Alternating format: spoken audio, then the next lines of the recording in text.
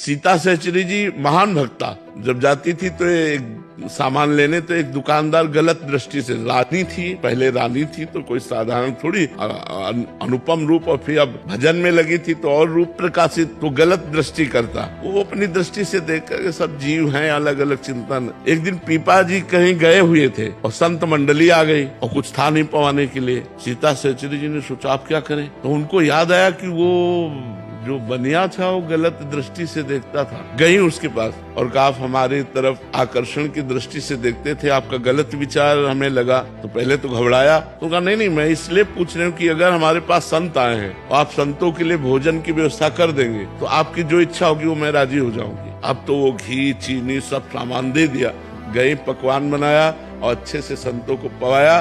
जब संत पा चुके तो उस समय पीपा जी आ गए। पीपा जी ने सीता सहचरी से पूछा हमारे पास तो कुछ था नहीं, संतों को क्या पवाया? तो उनका अपने को बेचकर पीपा जी के आंसू आ गए। उन्होंने कहा धन्य है जो तुम्हारी जैसी हमको मित्र मिली, पत्नी मिली। अब बैठो हमारे कांधे पे, मैं तुम्हें ले चलूंगा उसके पास। और उसकी दुकान के पास गए, उतर गए और कहा जाओ। जे ही हो गई तो चरणों में लुट गया और कान पकड़ा और कहा गलती पड़ी, कभी हम ऐसी गलती दृष्टि से आपकी तरफ ने, आप जैसे मतलब उसको ज्ञान हो गया क्योंकि उसका अन्न संतों के पेट में गया ना, तो उसकी बुद्धि पवित्र हो गई। वो चरणों में गिरा और कहा माता आप कभी ऐसी हो। ऐसे ऐसे चरित्र आते हैं भक्तों की, मतलब होश उड़ जाए।